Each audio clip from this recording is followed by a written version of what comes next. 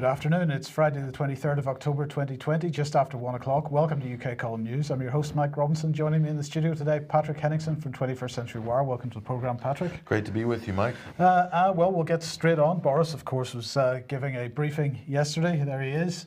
He began by thanking Rishi for measures that were protecting people's livelihoods and protecting jobs. And I wonder, is that what was really going on? Well, the longer this stuff goes on, the more we seem to be, or we can at least ask the question, are we heading for universal basic income? Because it's certainly beginning to look that way. It drags on and on and on. Government support continues. And of course, Rishi, the furlough scheme is supposed to end at the end of this month. Rishi then put in another interim support package, which wasn't quite so good. So let's have a look at what is actually going on here. So first of all, Rishi's package, here it is. The furlough scheme, what did that look like? Well, it had 20% money coming from the employer, 60% coming from government, and a salary drop of 20% for anybody that was put on furlough. So they were only getting 80% of their salary in total. Then he has now put in a system for Tier 3 and for Tier 2. So for Tier 3, there's no contribution from the employer. The government's paying 67% of people's salaries, and therefore there's a 33% drop in your salary. It's if you're in a Tier 3 area. And if you're in a Tier 2 area, well, you only get government support in a Tier 2 area if you're at least working 20% of your normal hours, so that your employer's paying that 20%. Then there's a 4% employer contribution on top of that for any hours that you're not working. Then the government's paying 49%. So that means it's a 27% drop in salary. So people, Patrick, being trained to see less income coming in each month if you're effectively furloughed. And if you're in one of these Tier 2 or Tier 3 areas and you can't go to your normal employment. But the key point is here, the government support continues. This latest package, £11 billion, and many people beginning to ask, well, where's the money coming from to pay for it?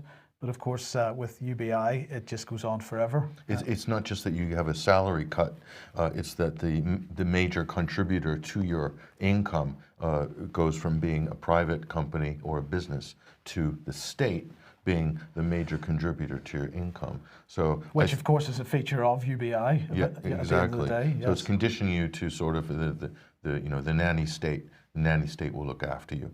And by the way, I would like to see some reciprocity. I mean, a lot of people have remarked that why don't the government employees take a 30% haircut during this period just to show solidarity with the people? That would be a nice gesture, wouldn't it? I don't think that's going to happen somehow. The other thing I should say, of course, is that there's a maximum payment on this of £1,541.75 a month. So it caps off. It does cap off, yes. That's not a massive amount of income for a lot of people, considering what their overheads are these days. Indeed. Now let's just bring Sky News onto the programme. I would say to Sky News, well done for finally catching up, because of course we were reporting this on this programme on Wednesday, but the headline here, coronavirus not among 10 most common causes of death in September. So let's just remind ourselves what we were talking about on Wednesday, because the excess mortality graph that we were putting up earlier in the year, we've updated here. So this brings the figures straight up to date. We can see the peak in April and May, around beginning in week 13, and we can see the red line there, which is the all-cause mortality for England and Wales. The orange line is the 5-year average, and the filled area is what we believe are lockdown deaths. There's the date of lockdown. So those are lockdown deaths. And the point we were making on Wednesday was, well, actually, everything that's happened since is absolutely normal mortality. There's no pandemic.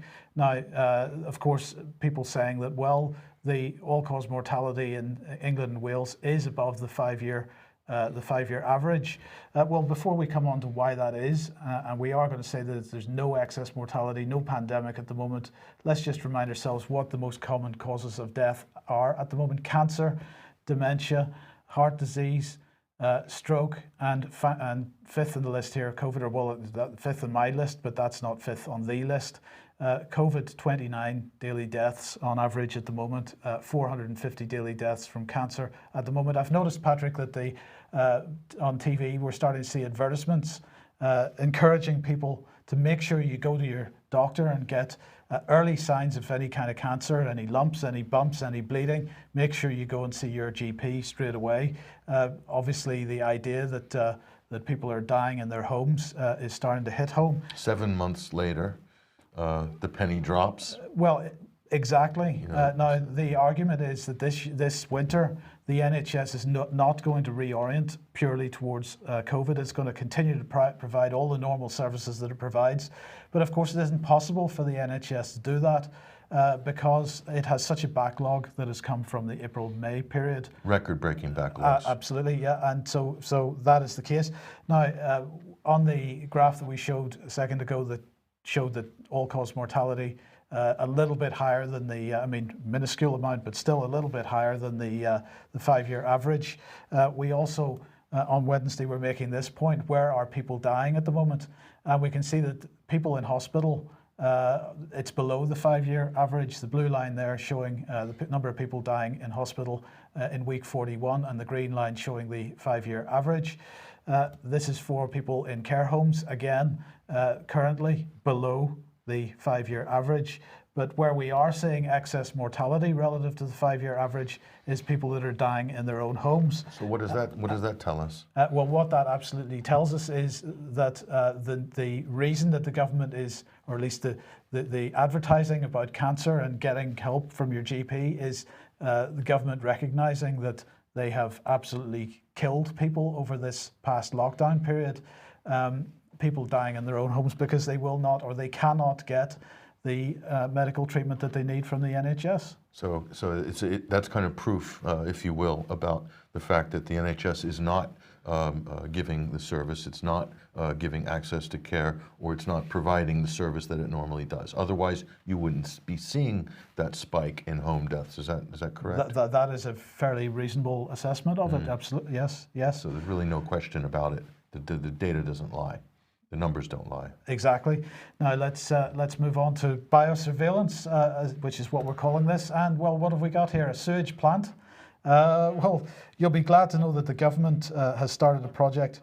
Well, it started the project actually in June, but it has confirmed its results now. So it's successfully detecting traces of coronavirus in sewage, providing an early warning for local outbreaks across the country, and it is sharing this data with Track and Trace. So let's have a look and see what they were saying here. It says that the project has already worked successfully in an area in the southwest of England where sewage sampling data showed a spike in coronavirus material despite relatively low numbers of people taking tests. So DEFRA, the Environment Agency, and the Joint Biosecurity Centre are all collaborating on this programme, and this is going to become a UK-wide programme eventually, because they are going to involve the Scottish Government, Welsh Government, and various academic projects as well. And this particular testing is being led by the Environment Agency at their Starcross laboratory in Exeter. So as I say, this was first announced in June, and it is now proven that fragments of genetic material from the virus can be detected in these circumstances. So let's have a look and see what George Eustace was saying about this. This is a significant step forward in giving us a clearer idea of infection rates both nationally and locally. He went on to say, particularly in areas where there may be large numbers of people who aren't showing any symptoms and therefore aren't seeking tests. Right, sorry, that's a duplicate. I do apologise now. So this is the key point, isn't it, Patrick? The testing narrative isn't, that narrative just isn't grabbing people. It's being challenged too often. And they've recognized that the PCR testing is hugely flawed, and they can't keep a lid on the fact that using that as your main testing battery is a complete fraud on the part of the government, right? That's it. So, but on top of that, if they run X number of tests and they get Y results from that, that's clear. There's data released. People can analyze that. They can make assessments about this. But analyzing people's poop, right? Because this is what they're doing. Going into the sewer system with a PCR machine? Right, that is going to simply, well, exactly, but that is going to simply produce a result for an area as a whole. You don't get any, how much stuff do people generate as individuals? How do you actually assess how far that has gone in a population? These are very interesting questions. It's very arbitrary, isn't it? They can make any narrative out of this that they wish. So you're saying the PCR tests have failed, so now they're diving into to the sewage. That's my allegation, and I would like to see somebody refute that. To drive their narrative. Yes. So they've really, I mean, this is the final straw, isn't it? It is. I don't mean to give you a bad image there in your head, but this is the final straw. It is. So let's just look at what they said here. I've mentioned this. The program, which was first announced in June, has now proven that fragments of genetic material from the virus can be detected in wastewater. So we have an acknowledgement from the British government that by analysing wastewater and waste products, you can identify whether there was genetic material from this particular virus in that material. So what does that tell us then, Patrick? If we look back, we reported this at the time, SARS-CoV-2 traces detected in Barcelona wastewater from March 2019. And we have another one here. Brazil finds coronavirus in sewage sample in November 2019. And this, of course, months and months before there was any lockdowns or any threats of lockdowns or any acknowledgement that there was a pandemic or any of this kind of stuff. So the government can't have it both ways. Was this genetic material found in sewage in Spain in March 2019? That seems to be the case. They're validating that now, aren't they? They're certainly admitting that result is valid, it looks like. So if that's the case, then we've been living with the coronavirus for a couple of years, but we haven't been locked down, and we still managed to survive somehow as a human species, and travel and work and earn your own wages and things like this. So the question is then, what is Matt Hancock going to be doing at this point? Well, what's going to happen, Mike? What's going to happen? Are we going to have a big long swab and go into people's houses and stick it down their toilet bowls to check for COVID? Well, at the NHS Test and Trace Special Secret Training Center, Matt Hancock has been training on this very thing. Here he is, Mike, with a long swab. He's getting ready. And so he wants to make a good example and be the one out on the front line. So Matt Hancock could be showing up at your door with this this long swab to test for COVID going into the sewage system. So because obviously you have to be able to track and trace where the COVID's coming from, and the best way to do that is to take a long swab, this is according to Matt Hancock, and shove it down the toilet and see how far it goes and just see what you can get out. Yeah. Then it's very forensic. Everything is above board. Absolutely, you should trust everything that Health Secretary is doing. They haven't announced yet whether there are going to be any rapid results from these types of tests, but anyway, we'll see how that goes. Right, now speaking of biosurveillance or surveillance in general, because of course the surveillance agenda moves on apace as we continue, we now have more surveillance with respect to jobs. The government looking to get access to people's bank accounts to make sure that there are no people cheating universal credit. I just wanted to highlight that because that's another move towards the surveillance agenda that they seem to be pushing forward as hard as they possibly can at the moment. So less privacy, more government involvement in your life, more government interference, and less rights, less privacy. So that seems to be a trend. So this is all under the color of the pandemic, really, isn't it? Yes, it certainly is. Now, if you like what the UK Column does and you'd like to support us, then please head over to ukcolumn.org/community. There are options to help us out there. And Patrick, you were on the programme on Wednesday promoting a little video report that you've done on the US election. Well, it's quite an in-depth video report, actually. So you can watch this hopefully at the UK Columns website, but it's breaking down the US elections by battleground state. This is the first of a series of reports. We'll have other short reports coming out subsequently. So do check us out up at 21st Century Wire and also at the... Yeah, it'll be on the front page of the UK Column website straight after this program. Yeah, so if you want to know what's going on in the sort of the weeds of the U.S. election and how to sort of cut through the mainstream analysis and see what the pollsters aren't telling you in the mainstream opinion polls, you want to watch this program. You'll get our methodology and you'll know what to look for. Oh, okay, and a quick reminder once again, AV 11.1, fast approaching, begins in the evening of Saturday the 31st of October and continues all day on Sunday the 1st of November. Details at alternativeview.co.uk, also at the UK Column website, and we do encourage everybody to get involved in that if they can. Yes, absolutely, yeah. Now, council funding.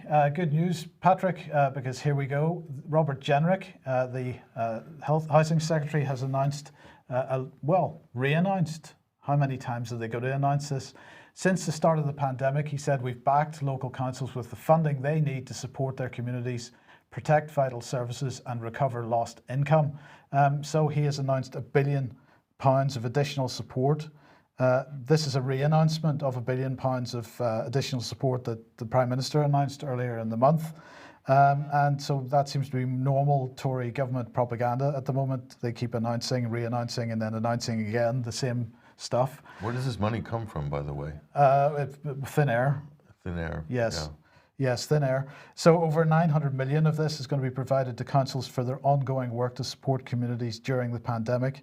And that brings the total funding provided so far to 6.4 billion. But look, $1 billion, there's 11,930 councils in the country. Now, obviously, not all the councils are going to get the same amount of money, but just to put an average on this, 85 grand each. It's not really very much, is it? Sure, that's one gold-plated, 1 year of gold-plated pension pot for if you're lucky enough to be working for the council, exactly. Right? So perhaps that puts some explanation on why the King of the North had his fake rebellion earlier in the week, because it's a national crisis and we won't defeat this virus on the cheap. Yes. Well, you don't really need to defeat the virus if there's no pandemic actually happening there, but that fact seems to have eluded the King of the North. So. It certainly has.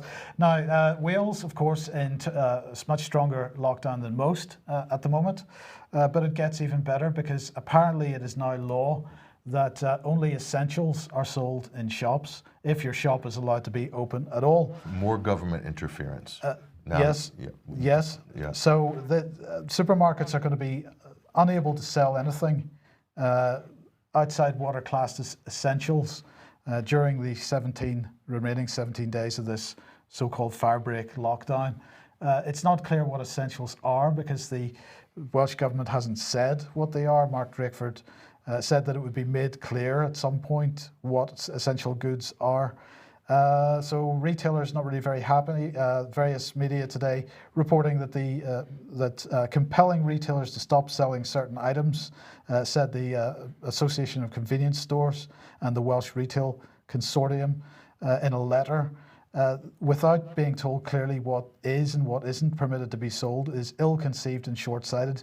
Or maybe it's just more messing with people's minds because people don't have a clue what the heck they can go buy in a shop or not. Why should products be restricted? Is there any good reason to restrict the sale of products? Are there people dropping dead in the street right now? No. The argument goes, of course, you've got to limit the number of people in the store, and people need to be in the store for as little time as possible. So they really only should be going in to buy what they absolutely need, and not things that they don't need. But the key thing here is that under this so-called law, that anybody that's sort of a supermarket that's selling things that are viewed as essential and also viewed as non-essential, they can only stay open if they stop selling the non-essential stuff. So supermarkets have got to go round and slap a big non-essential badge on any items on the shelves, or they've got to remove stuff from the shelves. It's not really clear. Is pressure being put on Wales? This is just a question that maybe for our viewers as well. Is pressure being put to bear on Wales for some reason? They're being made to heal for some reason. Is it because they took a more liberal approach to lockdowns earlier, or allowed people to go without masks, for instance? Remember during the summer, Wales didn't have any restrictions and shops on masks. Well, and all of a sudden, now this is coming. Is there? Do you think there's political or pressure from London being put down on Wales? Well, no, because Wales actually very quickly moved towards quite a draconian situation. So people in Wales were not allowed to move more than out of their local area. For example, they weren't allowed to be more than 5 miles away from home at some point during the summer lockdown. which wasn't something that we saw in other parts of the UK. So in some areas, the Welsh government imposed some really draconian stuff, much worse than. But in other places, there was nothing. So, but I just thought that was interesting. Is there money involved, perhaps? Is there money coming from eventually promises of cash coming from London? I don't know what's going on behind the scenes. Why are people adopting all of these different policies? Well, one of the reasons people are adopting lots of different policies is that they're all demanding the power to do so. So what we're seeing is a regionalisation process, a balkanisation of the UK, effectively, where each of the so-called nation governments, the devolved authorities, are all playing their own game. But indeed, we see that with the cities, we see that with the regional authorities as well. And so we're seeing a devolution process where everybody is is on a power grab, basically, and they're all wanting to be funded properly for it. And that's what these various announcements about money going to local authorities is all about. Because, of course, if they get the money, that gives them the idea that they have the right to then decide how, impacts on people's lives. So what happens when the state goes bankrupt eventually, because this isn't sustainable? So this whole situation, this fake emergency, this fake crisis is draining national budgets all over the world. So it's the perfect pretext, Mike, for a knight in shining armor to come riding over the horizon in a white horse with big IMF possibly on their shield, and then be handing out money to the regions, to the city-states, to the devolved authorities, and not to central government. That's certainly a possibility. That would be a massive coup if that were to happen. Yes. Well, it wouldn't be unexpected if it did, Patrick. Not based on the reporting that we've been doing for the last few years. Resilient cities, global parliament of mayors, all of these sort of institutions and international NGO bodies at a global UN level. Well, the other fraud that keeps on giving, of course, is Brexit.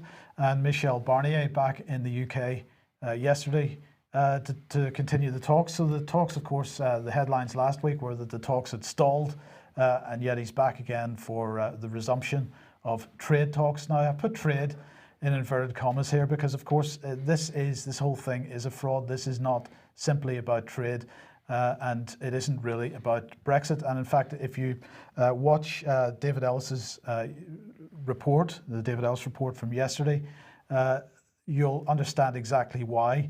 Because the point that was being made in the David Ellis report yesterday was that there is legislation which was repatriated to the UK as a result of the divorce agreement, which is on the British statute books, which will not change after the transition period ends on the 31st of December, which keeps us tied into, particularly in defence, keeps us tied into the EU.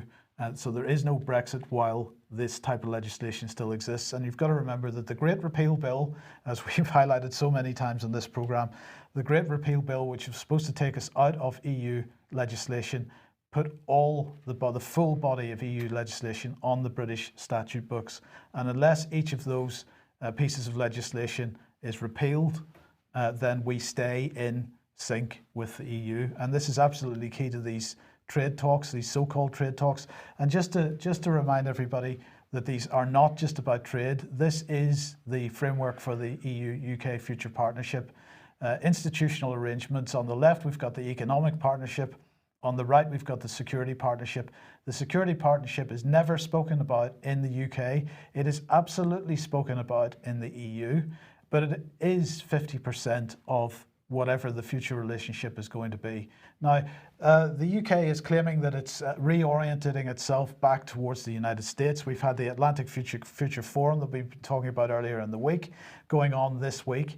And of course, there is a little bit of that, but nonetheless, we are still going to end up in a deeper relationship with the EU in the future than the one that we had before, but without the veto and without the treaties that we were in before. So the economic partnership there, you can see what it is on screen. But the defence, this isn't just about defence, it's about security, it's about foreign policy. It is what is being negotiated at the moment and what is not being discussed by the mainstream press at all is massive. How much of that graphic there, Mike, represents or reflects David Cameron's February 2016 white paper, The Best of Both Worlds? Quite a bit of it, yes, quite a bit of it. And the question that we've been asking, and I've been asking in particular, is what is Britain's role going to be here? Because if you go back a couple of years, if we just focus on trade for a second, if we go back a couple of years, what was the really big trade news? That was the negotiations over the Transatlantic Trade and Investment Partnership, TTIP. That because of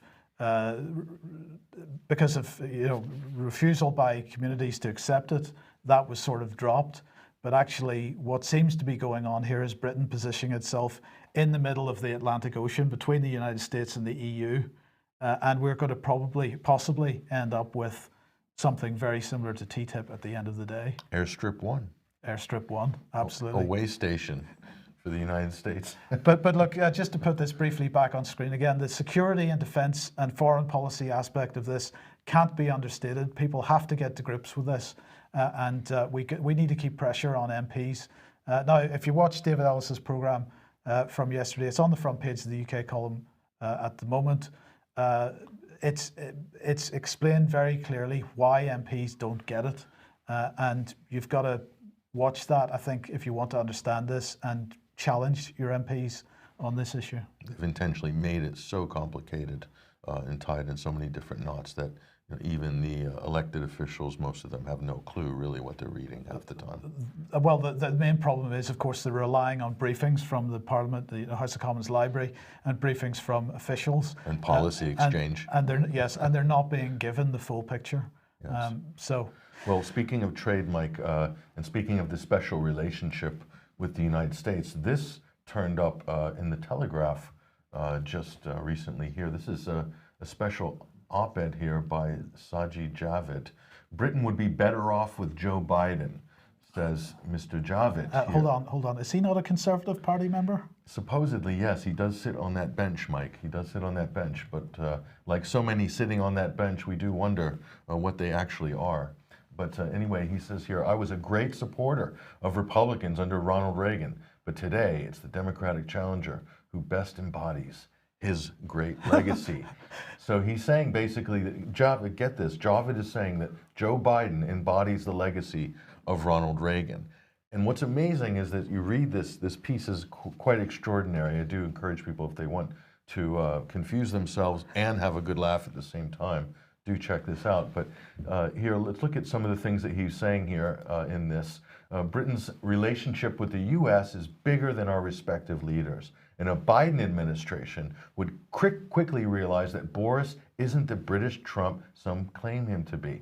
When it comes to policy, Biden will find he has more in common with the Johnson government than Trump ever did. So he may not single us out for unique treatment, but in reality, neither did Trump. What does he mean by that, Mike? Well, I think, first of all, it's very, very interesting that he's suggesting that a left-wing liberal would find more in common with what's supposed to be a conservative prime minister than Trump would. But he's talking about he may not single us out for unique treatment. Of course, what he's talking about there is the special relationship. And under Trump, well, what has happened to the special relationship? What is the special relationship anyway? It's really the deep states of both the United States and the UK and their relationship. The Five Eyes. Intelligence communities, yes. And our NATO, security. the Five Eyes. This kind of stuff. Yeah. So there's been a disconnect in the United States between Trump and his intelligence communities and his military. High-level military. I'm not talking about the boots on the ground here. And the British intelligence establishment playing such a pivotal role in trying to basically oust him from office via Christopher Steele, yes. And all of that drama that went on with regards to Russiagate. Britain played an absolutely pivotal role, at least British agents of influence and operatives did in that case. But Javid goes on to wax lyrical about the Joe Biden here. In fact, when it comes to trade, foreign affairs, and moral leadership, we might find Biden to be a far more dependable ally? Moral leadership, we're talking Hunter Biden emails, this kind of moral leadership, or are we talking the allegations of sexual impropriety? All of the above. We'll get on to Hunter Biden's emails and Joe Biden's actual involvement in that story as well in a minute, but he rounds this off here. As vice president of a pro-trade administration, Biden was a vocal supporter of the original Trans-Pacific Partnership and a keen advocate for the rules-based international order, aka whatever we say the rules are at any given moment, and whoever's strong enough to enforce the party line. That's what he means by the rules-based international order. So we'll rely on an independent trading nation. So this is where his position is on this, and this is a fascinating piece. But really, you come out from this piece, Mike, wondering, who is Sajid Javid? Like, what are it's just a complete menage of different things woven together: liberal, conservative, bit of neoliberal, neoconservative. I mean, so it kind of shows what a farce the modern left-right paradigm has become. And there's some people that argue that the Tory party has long abandoned conservatism a long time ago and is just basically a bin full of raving loony Trotskyites at the moment. And if you look at what's happened with lockdown and the way the state's behaving, so a few people might argue with that. But anyway, moving on swiftly, just to remind people, there's Sanjid, the big Joe Biden supporter there, with John Bolton. So these are two never-Trumpers here. And I think this is what it's really about, this kind of metastasization from the Republican Party and from conservatives who just don't like Donald Trump for whatever reason. But what it really is these are globalists. These are globalists who see Trump as a threat to the neoliberal hegemonic world order post-World War II. And so we'll see where these trends are going here. So what's happening here, Mike? Well, this is the Telegraph. This is the Telegraph's U.S. editor, Ben Riley-Smith. Well, as you can see, the headline is U.S. election, 4 reasons to pause before declaring Donald Trump cannot win. And really, this is a point you've been making for a little bit of time here, that the question is Donald Trump really going to lose? Because the polls have been suggesting that he's been behind. So this guy, Riley-Smith, has been heading over to these various battleground states, and he's predicting that Trump will storm to victory, that he's nervous enough that it's time to identify factors anyone certain of a Biden blowout should bear in mind before putting it all on blue. So he's talking about the economy, he's talking about enthusiasm, he's talking about delegitimizing Biden, he's talking about the voting process. Anyone would think he had seen your video report before he wrote this article, because he seems to be hitting many of the same talking points, and I'm quite surprised that he is.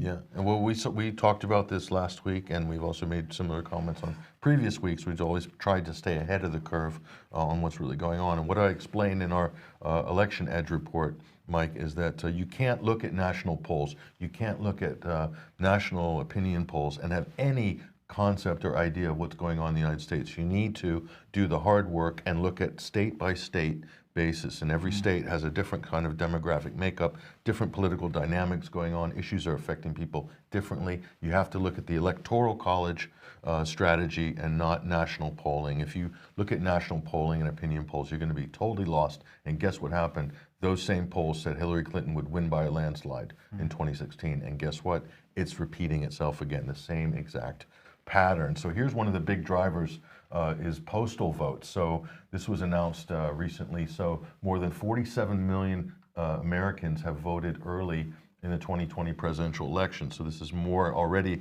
at this point, at this date, than in 2016 in total. So, and there's more postal votes coming in. However, it's a tremendous amount, but not nearly as much as what was anticipated beforehand. So if you think the Democrats really pushed hard to get their people to vote by post and really sowed fears about COVID-19 contaminating polls, and it's dangerous to go and vote out in person, and the pandemic, etc. That was the Democrats' main campaign. They're still going with that right now, and they're fighting in the courts to extend the deadline of voting till up to 10 days after the election if you postmark your ballot by election day on November 3rd. So that's just opening the door to a huge potential amount of chaos. We'll cover some of that in the Election Edge programs that we're going to be producing in the next couple of days, Mike. But so this is the early voting has come in, but guess what? There's huge problems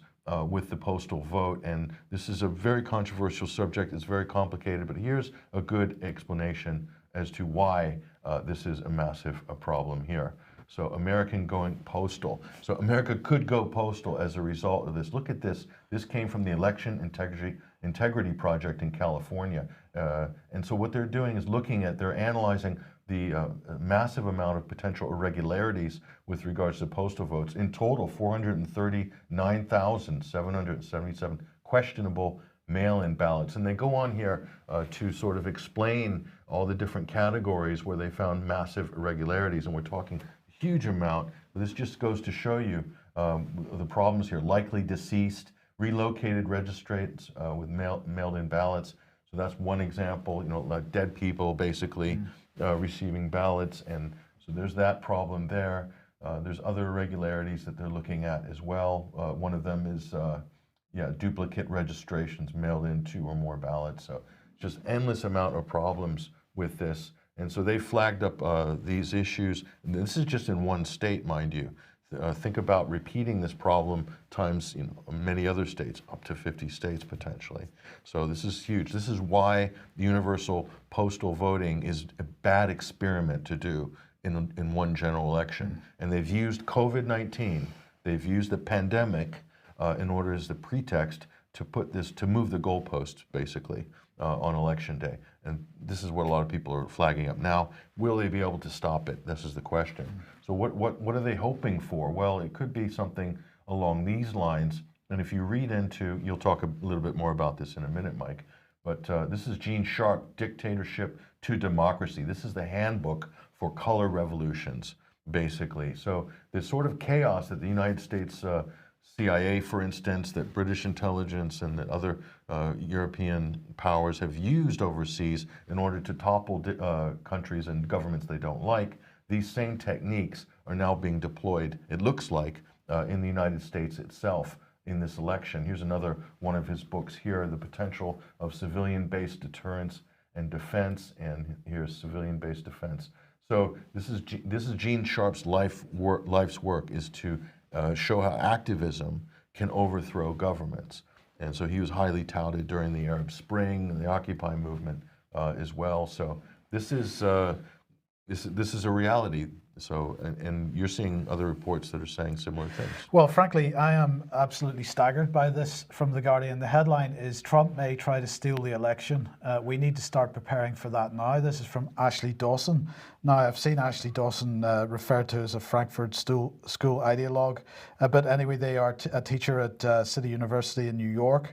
And this article, the whole argument about Trump at the beginning was that there was Russian interference in a foreign election.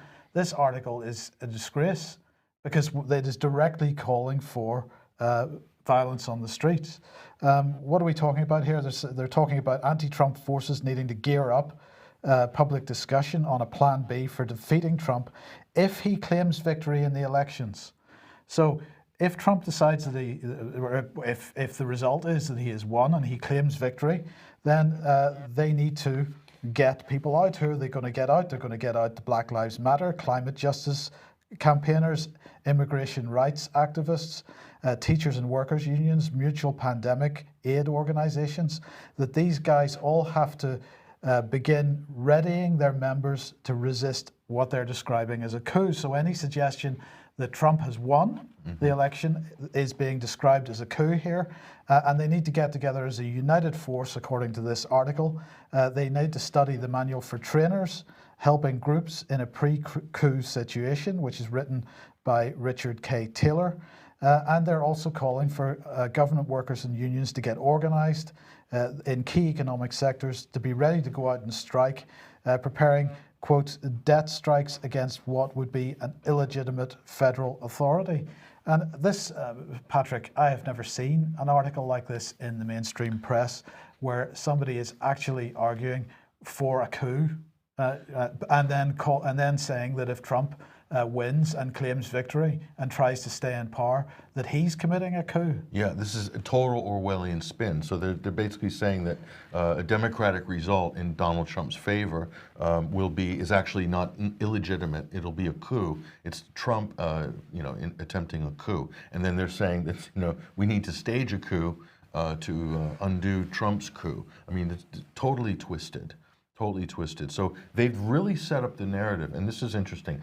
Biden has been, and we talked about this in our Election Edge report, Biden has been touting this great national majority, 10, 15% lead all summer. Now we're looking at the actual, statistics and looking at the data, new registrant GOP voters and mail voter registration in some of these key swing states. It's impossible that the national polling is correct. So what they've done is set up a narrative that Joe Biden had this huge landslide win. He couldn't possibly lose on the day. He hasn't been campaigning, of course. He's been basically in hiding for 3 months. No one has seen this in the history of the United States presidential elections, that a candidate would hide for most of the campaign. It's just unheard of. Meanwhile, Trump's out filling football stadiums, filling air hangars, getting tens of thousands of people at a time. So there's a massive gap, but the media is running this information operation for Joe Biden, so they've created this impression that he is the legitimate frontrunner, when in fact he might actually be behind, according to the data we're looking at. So the media is going to basically close ranks, and they'll have all of these brush fires popping up on they're November 3rd. They're effectively talking about destroying a country here. They're talking about civil unrest on a scale that we maybe got a hint of it in the summer with Black Lives Matter and so on, but we haven't seen anything like this, because they're actually promoting the idea of people getting organized for this. Yeah, and I predict, and they're pulling out all the stops, every single activist group you can imagine. This is the Obama community organizing model. So they're basically pulling them all out onto the streets. And so they're going to basically declare that they're going to have court cases, I predict. They'll have injunctions to basically force recounts in multiple key swing states. And they are not going to be happy until they finally so there'll be 2 or 3 recounts. They'll do to the Republicans what the Republicans did to the Democrats in 2000 vis-a-vis the Florida primary between George W. Bush and Al Gore. That's what's going to, but now multiply that times 5 or 6 states, and you really have effectively chaos. You have uncertainty as to what the election result will be, even if he wins on November 3rd. And the other thing to mention, of course, is if we go back 2 weeks, sorry, her name's escaped me, Speaker of the House. Nancy Pelosi. Easily forgettable, though. Well, I wish I could forget her, but anyway. She's barely alive. Nancy Pelosi admitting to the mainstream press that she had been discussing the use of the military for succession in the event that Trump wouldn't leave the White House. She was actually talking about having the military entering the White House. This is unprecedented. Now let me just show you. Let's put some reality into this. We published this on September 20th. There's an analysis plus a republication here of Mike Whitney's great piece. So a Democrat-led transition integrity project planned for post-election chaos. This is not theoretical. This is actually happening here. So Mike Whitney's laid out basically this is a shadowy Democrat-oriented group that's been planning on how to engineer or how to create a void of uncertainty, and then chaos basically would be injected into that. We're talking about the 1 or 2 weeks after the election. So this is real stuff. These are high-ranking people. We warned about this obviously in September. In Sunday Wire's radio show, I explained all of these different coup plots for American color revolution here. And so if you want to get any up-to-the-minute updates on this, Mike, go to our new live blog, 2020 Election Edge at 21st Century Wire. We've got a number of guest bloggers coming in there and just giving commentary. So there's tips, what's going on with the Biden case, all real-time updates. So just go to 21st Century Wire Election Edge there and just bookmark that page. Excellent. Okay, so that takes us into, well, the emails.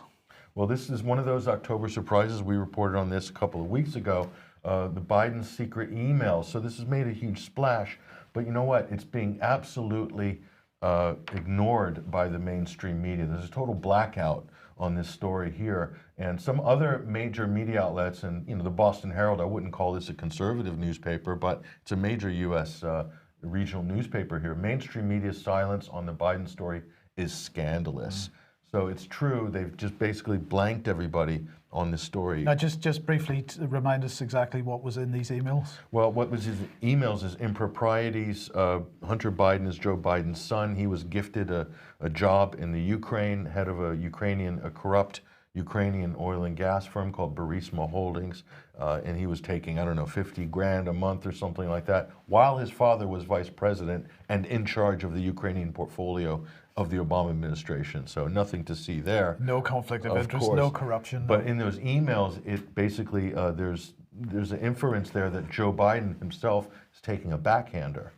So the money was going through Hunter Biden, and then Joe would get his 10% or his 50%, according to Hunter Biden. Half Hunter's salary went to the big guy, quote, the big guy, which they believe is Joe Biden. But there's other things there. There's sexually explicit material involving underaged minors in some cases. That stuff's coming out as well. And some of his former partners have stepped forward. Mr. Bubelinski has stepped forward even last night. He's delivering the evidence of Chinese graft by the Bidens to a Senate committee today. So that will be handed to, I believe, Senator Johnson's committee on these sort of improprieties. So, the thing is, you could be caught red-handed in this partisan environment, and the media are totally hands-off. If it's their candidate, they won't report on it, even if it's in the public interest. And as Donald Trump said, you have a situation where Joe Biden couldn't get security clearance if some of these things are true. There's no way he could be vetted to be president if he's basically taking backhanders through Chinese joint venture equity holding firms, where the head of that holding firm is one of the heads of Chinese Communist Party intelligence. And I mean, there's no way that the U.S. intelligence community couldn't have known about this. No, they knew about it, and so other people warned Hunter Biden of it. That's in the new disclosures as well. So we'll try to break some of this down in further detail, maybe on the special election reports that we're doing here. But just to show you the brazenness of the mainstream on this one, Mike. Look at this. Let's talk about deep state-run media. Here's NPR, National Public Radio in America. This is what they had to say. They were asked, why haven't you seen any stories from NPR about the New York Post's Hunter Biden story?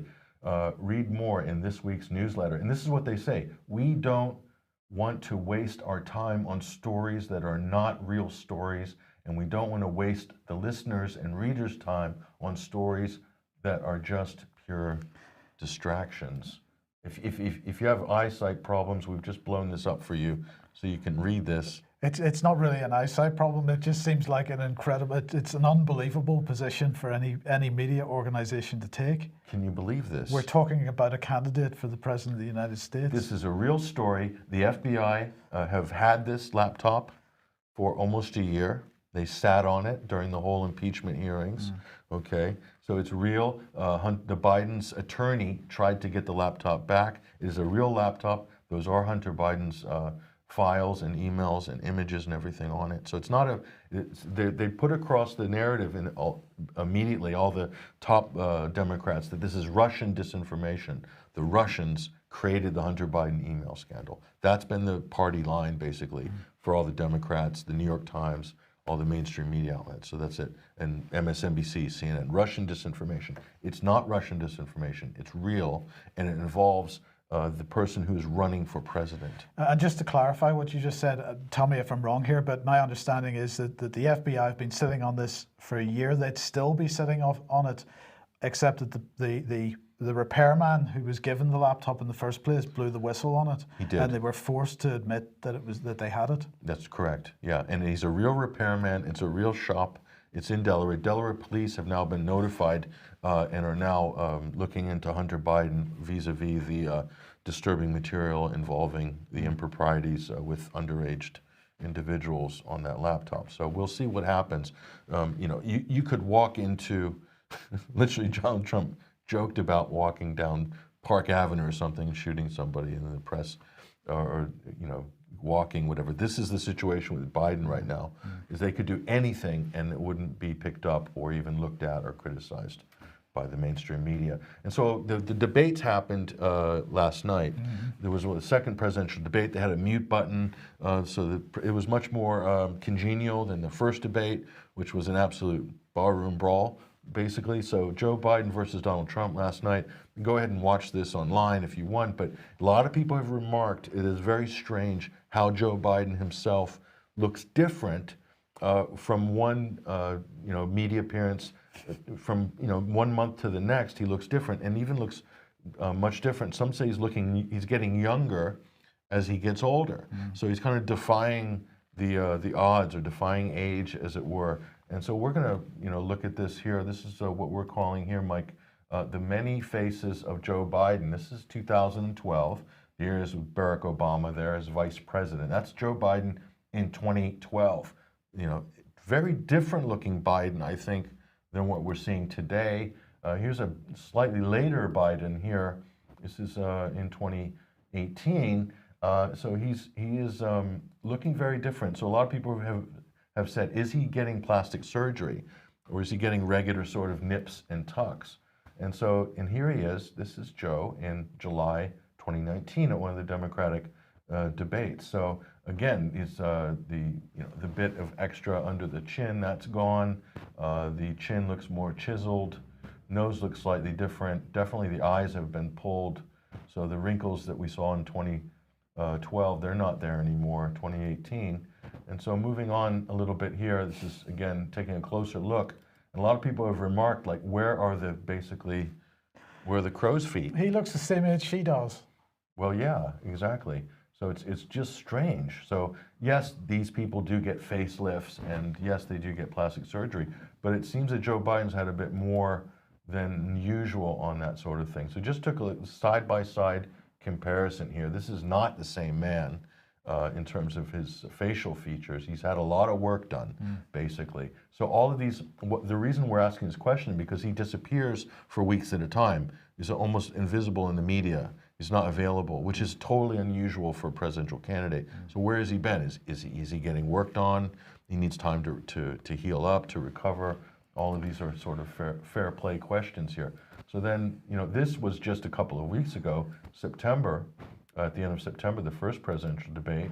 And again, it's just a slightly different looking Biden, you know, very different, I would say, than, you know, what we saw, you know, completely no wrinkles on the side. I mean, it's just weird. It's weird. His eyes are kind of like stapled back, basically. So it's the most bizarre thing. And I don't know, maybe this is fine, but, you know, the question is, you know, how much is this dangerous to your health? I mean, because, you know, your face will fall off, basically, eventually. I mean, how much plastic surgery can one person have? Are you suggesting his face probably won't get through 4 years of the presidency, never mind 8? I am saying that what I said when we coined the term 2 years ago, we coined the term, politics is the new Hollywood. Politics is the new Hollywood. So Hollywood is now just kind of, Hollywood stars are B-rate celebrities now. Politicians and people in politics are A-listers now. They dominate social media. They dominate media impressions, not Hollywood anymore. So the amount of work in plastic surgery that you know, celebrities do, now politicians are into that as well, because they're so image conscious, basically. So it's kind of disturbing. But.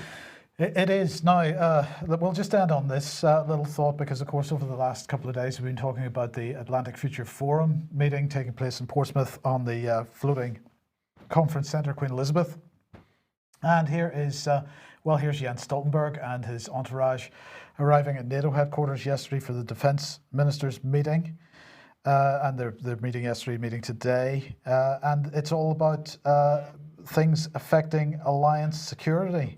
One of the 4 key issues is boosting the resilience of our societies. And this is very strange. So this is the NATO defence minister. Let's have a look and see what he had to say. We've already updated NATO's baseline requirements for national resilience, including on 5G and telecommunications, cyber threats, and the security of supply chains and consequences of foreign ownership and control. And of course, he's talking about China mainly there. 5G and foreign ownership and control is about China and Huawei and that scandal. But he went on to say this, but we must do more because our militaries rely on civilian infrastructure. Since when? This is a recent development. Because our militaries rely on civilian infrastructure, services and resources, and we cannot have strong armies without strong societies.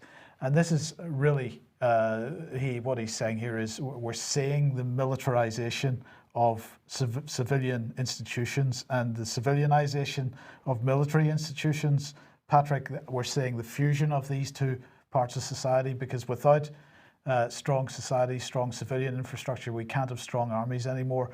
And I'll just remind everybody, for what it's worth, that of course in the last few weeks we've seen the military getting involved in track and trace, in distributing tests in Birmingham, military on the streets. This merger of military and civilian, something that Stoltenberg really talked about with Federica Mogherini in 2015 at the European Defence Agency conference.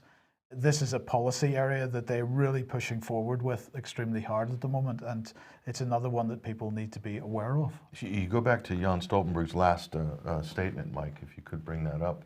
I thought this was interesting. When you look at the language here, what is he really saying in terms of, strong societies? What is a strong society? Is he talking, this very much reminds me of resilient societies. And this is from the UN Agenda 21, Agenda 2030, resilient cities, resilient villages, resilient towns, resilient societies, strong societies. This is, uber globalist language here.